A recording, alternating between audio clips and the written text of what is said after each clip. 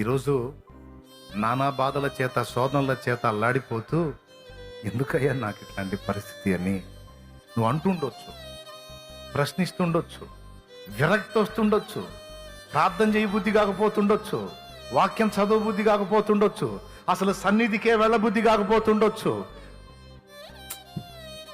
బతుకు మీదే విరక్తి పడుతుండొచ్చు, చావు వస్తే బాగుండు అనిపిస్తుండొచ్చు, కన్నీళ్ళే అన్నపానాలు అయి ఉండొచ్చు, దేవుడు నాకు అన్యాయం చేశాడేమో అనిపిస్తుంది అని నీకు అనిపిస్తుండొచ్చు, లేదా కొన్నిసార్లు నువ్వే సణుగుతుండొచ్చు, నువ్వు అన్యాయమే చేసావయ్యా అని కూడా అనుండొచ్చు ధైర్యం చేసి.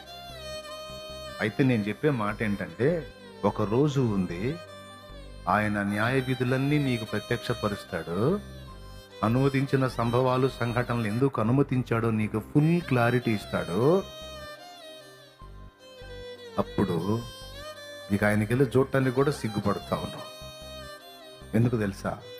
నువ్వు కూడా సచ్చినట్టు ఈ మాట అంటావు, నాథా సత్యస్వరూపి, నిన్ను అపార్థం చేసుకున్నా, నీ తీర్పులన్నీ న్యాయములు సత్యములై ఉన్నవి అని సాష్టాంగపడి సాగిలపడి నమస్కారం చేస్తా.